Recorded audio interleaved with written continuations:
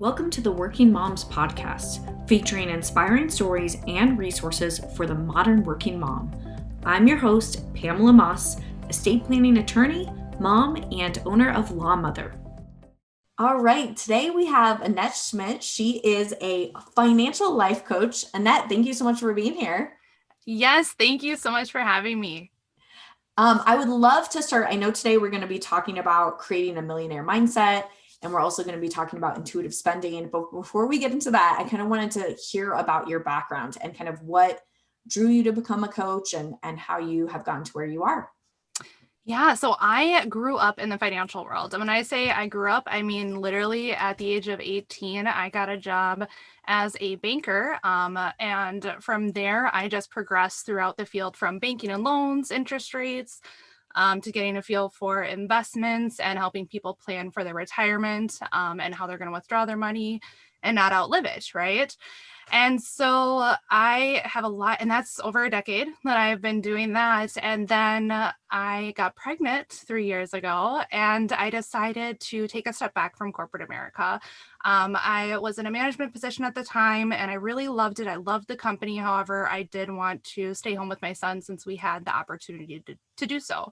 And so I did that. And then after a couple of years here of staying home with him, I realized that I did want to get back into the finance industry. I really do I love the finance industry. I love money, and I wanted to though start helping people not just with the numbers part of money, but also with the mindset piece of it.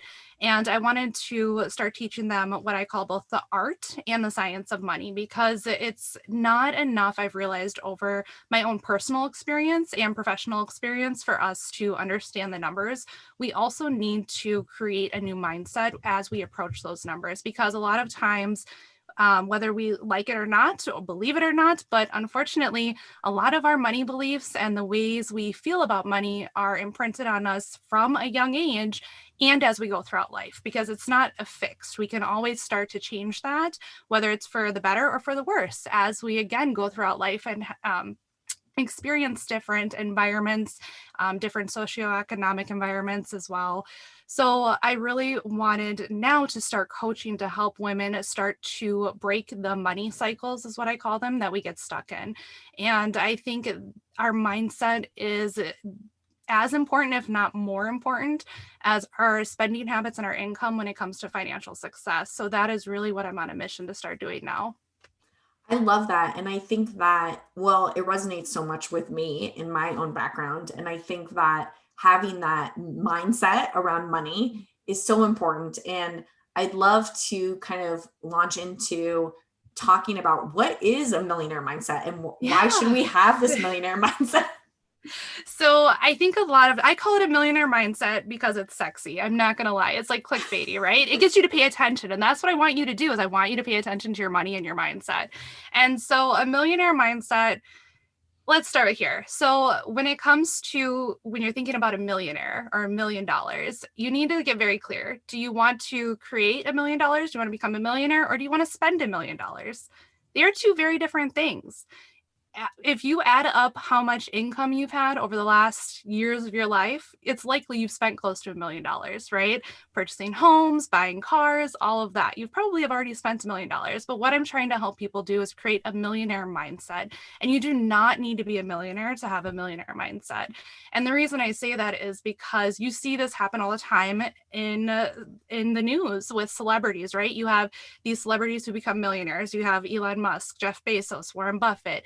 You have Nicolas Cage, MC Hammer, Michael Jackson, nobody come for me. But you have all of these different millionaires.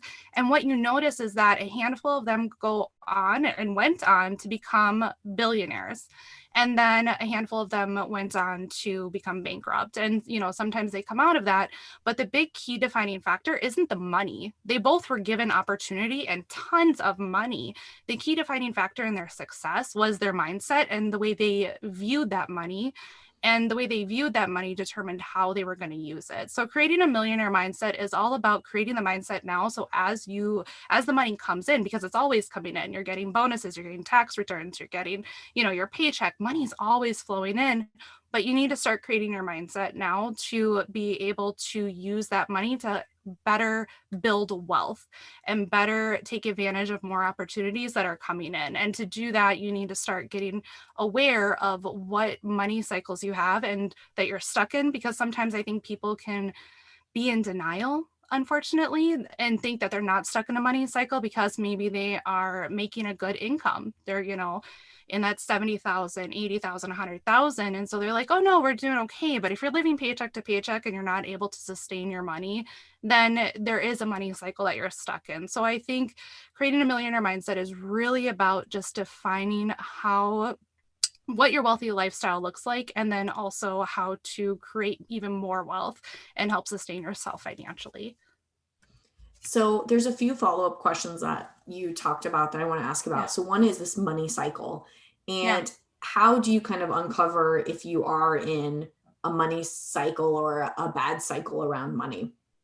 Yeah, so I think the easiest way to uncover if you're in a money cycle is to start to take a look at your spending and take a look at your financial goals. So the reason I say that is because if your spending isn't aligning with your financial goals, it's not helping you get any closer, then you're probably stuck in some kind of cycle. So there's three cycles that I've defined right now. I may change them later, but right now there's three that I'm defining. And so there's the debt cycle, and that is where you rely on your debt, right? So if you find that you are great with credit cards, like paying them, you're not like late on your bills, but if you carry some kind of debt continuously, or if let's say you rely on your credit cards, you don't have an emergency savings, or you don't have enough saved up that if an emergency happened, the first thing you do is you go to your credit card, then you're probably stuck in that debt cycle.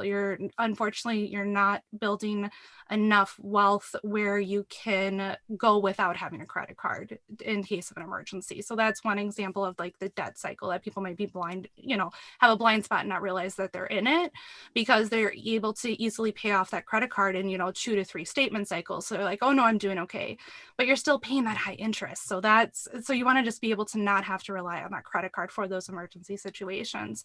Another cycle is, as I was saying, the paycheck to paycheck cycle. So this is when basically it's hard for you to have your money stretched to the next paycheck. And this is something that I think a lot of people may be in denial in, or may not realize that they're aware of it, because they're able to sustain their lifestyle. But if anything catastrophic happened, would you still be able to sustain that lifestyle, or no? Because of the fact that all of your spending money is going out and it's going towards bills. If that's the case and you're not able to build any sort of wealth, or again, savings or investments, then you are stuck in that paycheck to paycheck cycle. Even though you may be able to cover your bills just fine, that's great. And then the next cycle is the 9 to 5 cycle. So the 9 to 5 cycle is when you have to work because you have now created a lifestyle. Lifestyle creep is what they call it, or lifestyle inflation. And now you have to go to work in order to pay your bills. So this looks like when you get a raise, you increase how much you're spending. So you get a new car, and now you have to go to work because now you have an even bigger bill that you have to pay for. So it just continues to cycle. What not being in a 9 to 5 cycle looks like is having enough in savings that if anything were to happen, you'd be able to support your lifestyle for a period of a couple months to a year, until you were able to find another business venture, another investment opportunity, or another job. So I think as far as getting aware of what cycle you are stuck in, or if you're stuck in a money cycle, you need to take a very objective look at how are you spending your money. So take a look at your last 30 days of statements, and then kind of consider, okay, do any of these 3 different cycles, do they ring a note with me? Do they resonate with me in any way? So if you kind of do that self-analysis and you're like, Yeah. oh, I'm in that cycle and I do want to have a millionaire mindset, what's the bridge or what's the path that you recommend for people to kind of take that next step to have that millionaire mindset? Yeah, so the biggest piece when it comes to creating a millionaire mindset is going to be to start to look at money differently. And in order to start to look at money differently, you need to understand how you look at it now. Mm. And so there is going to be a bit of what people will call shadow work, right? It's going to be looking at, how do you feel about money? Do you resent it? Do you not like it? Do you associate it with stress? Because you may have a good job and be living paycheck to paycheck where you're paying all your bills and you're doing great in a great house, but you may still have an underlying resentment towards money, even though and on the surface, you're probably like, no, I don't, I love money, right? Like, give me all the money. But there's a reason that you're stuck in this cycle. So to bridge the gap between that and creating this millionaire mindset, you really need to figure out what your current relationship is with money. And then a millionaire mindset is looking at how to view money differently, how to shift your paradigm when it comes to money. So for example, start to look at money as a tool. So for me, I used to have fear of credit cards. So I have not always been financially savvy. I grew up in the finance industry, but I, throughout the process, had a lot of mindset work to do because for the longest time, I wouldn't invest. For the longest time, I wouldn't use credit cards. I would use payday loans, so there's all sorts of different challenges I had, but I started to shift my mindset. And now we use credit cards as a way to leverage our situation. We use debt as a way to purchase investment properties without having to use all our liquid cash. But the biggest thing is don't be afraid of money. You start to look at money as neutral and you start to use it as a tool to help you build that wealth and help you create that millionaire mindset, which is going to get you to creating the financial reality where you can start making that $1 million, right? Or start creating that $1 million. So kind of just to summarize, the first is becoming aware, and then and really getting true to yourself. That's probably the hardest thing of really looking at where you're at now. And then you said, starting to move into a different paradigm and really having that example of what's possible. And it sounds like you're an example of what's possible there, and seeing money as a tool and not, and changing your relationship with money. And you may have mentioned this, but is there a level of kind of the why that you should be thinking about as far as why you want to be a millionaire, or what the million is going to do? Should that kind of come into it? Absolutely. So I think that is huge, especially when it comes to what we talk about with wealth consciousness, right? Especially in just in the financial world and the spiritual world, we talk about consciousness and wealth consciousness. So you really want to be aware of what does your rich life look like? And the reason I say that is because I think we have this disconnect and we think that we need to consistently put off satisfaction, put off happiness, put everything off, work hard until we get to that number, that goal, whatever that is. So why you need to figure out your why is because it's not only going to help make sure that on a number standpoint that how you're using your money and is aligning with your goals. So if your why for wanting to create this millionaire mindset is because you want to buy a big house, okay, make sure that the way you're using your money is aligning with helping you get to that goal. But then also just from, I think, a mental health standpoint, I guess is what we'll say, is that it's important to know what your whys are and why you're wanting to get there so you can start living your wealthy life now. So yes, you want a nicer house, right? But then go a little bit deeper and start figuring out, why do you want that wealthy house? Is it so you can host dinner parties? Is it so you can decorate in a certain way? And start to figure out, okay, what can you start doing now that's going to help you live that lifestyle? Because I think a lot of people think that the money is going to give them the happiness, the money is going to solve their problem. But if you start changing your perspective on that overall, you're going to start to realize that you can start being happy and living that wealthy lifestyle now as you're working to reaching your goals. You don't have to put that off until you reach that $1 million. So I think it's very important to help motivate you number wise, but it's also very important just for your overall satisfaction in life and happiness. Yeah. And I love you kind of framing it that way, because I think that there is kind of this perception or this push in our society to get external things, external, and that this idea that if we just had more, if the circumstance just changed, if we just had this, our life would be better. But really it's something deeper, and there's things that we can be doing now to enjoy our life that's so helpful to hear. And what do you kind of have a take on kind of women and wealth? Have you noticed kind of this mindset around money and how women approach money? Or have you kind of delved into that with your coaching? So I can tell you from my experience in the finance world that when it comes to wealth, for a long period of time, it definitely Wall Street has been a boys' club.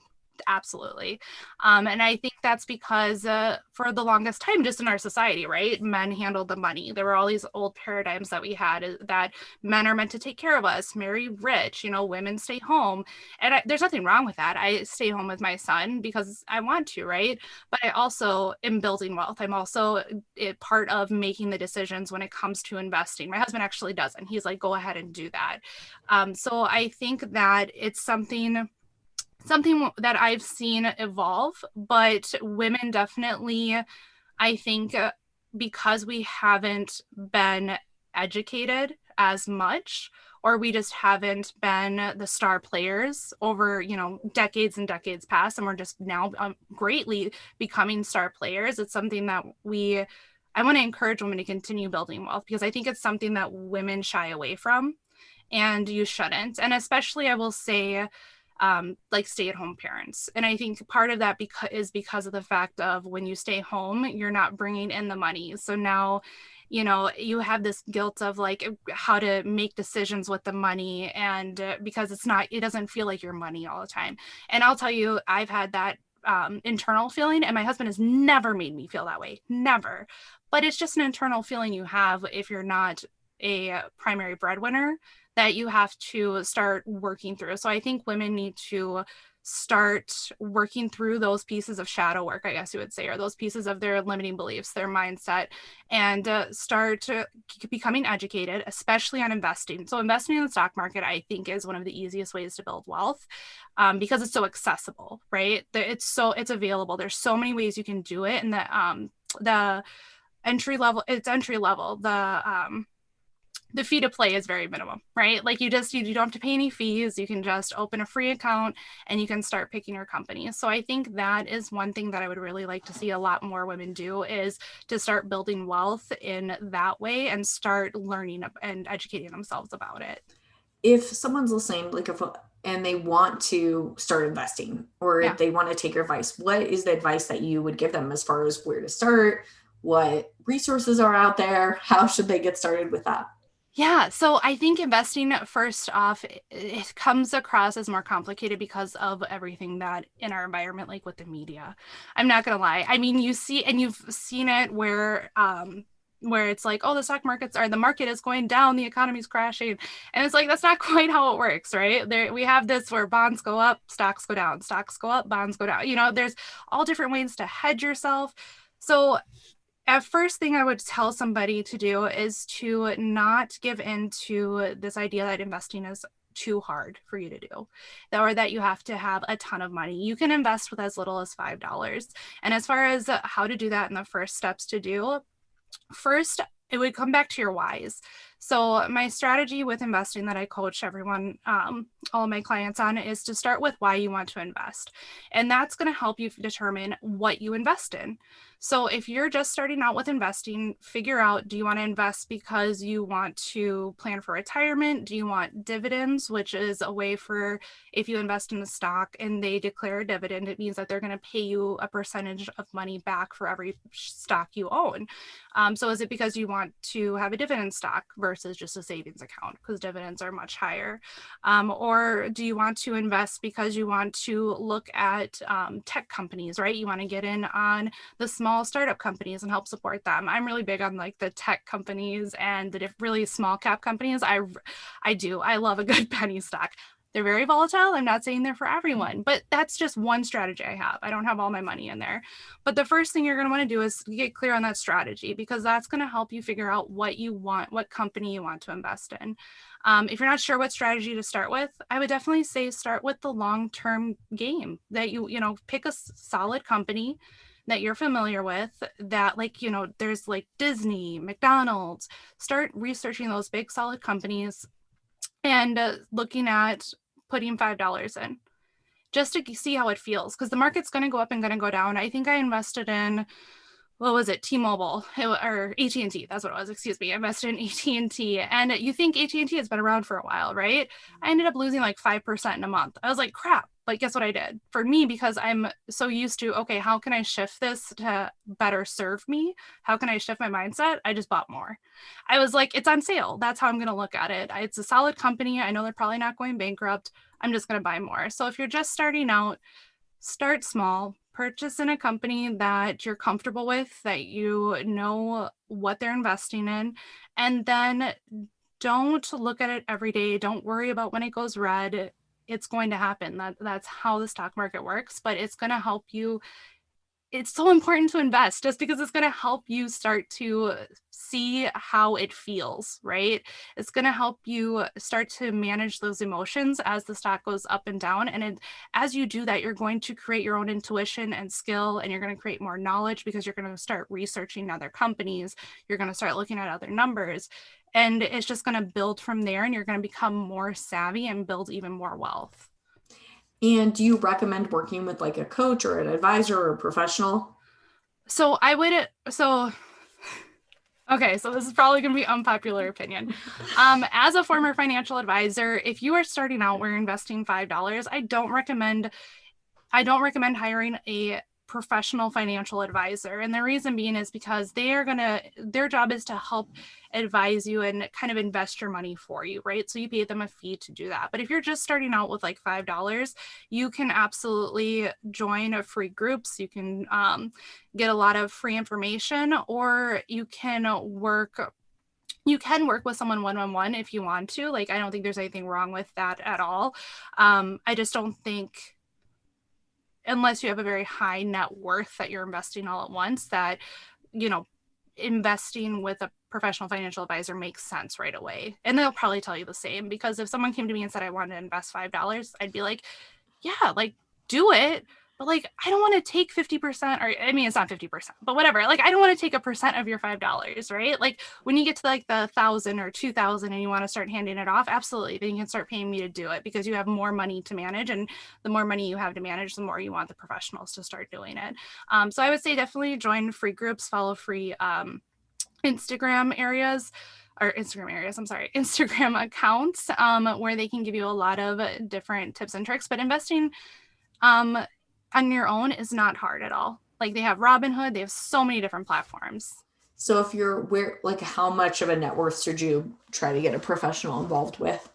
I think it's what you're comfortable with. So like, my threshold, there's no, I guess, would say right or wrong threshold. And other financial advisors may disagree with me because they may have their own kind of threshold, right? For me personally, because I have experience doing it, I'll probably manage our money until it's no longer worth my time.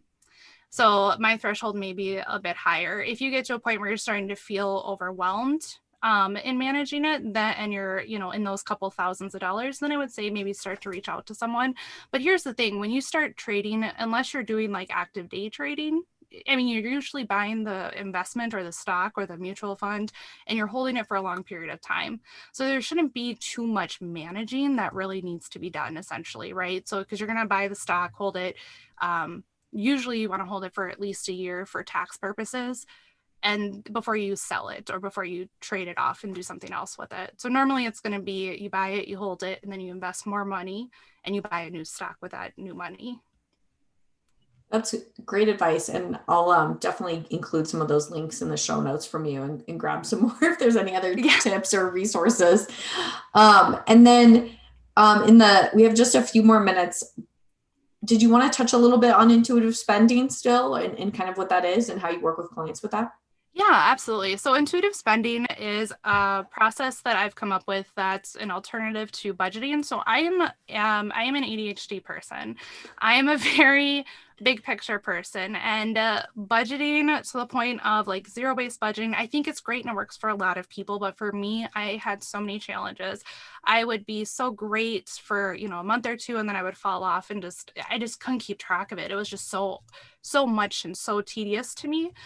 So what I've done is I've actually created a process that has helped me become what I call an intuitive spender. And what that means is that I can go to, because I've done this process, I can go to Target or I can go to the grocery store and I can purchase things without having a calculator, without having a list, because I'm able to now do it intuitively, which in essence means that I'm able to make those snap decisions and those should I buy this extra thing or should I put it back? I'm able to make that very quickly, and I don't feel regret or shame or deprived if I decide to put something back, right? Because I've been able to practice this make good spending habits.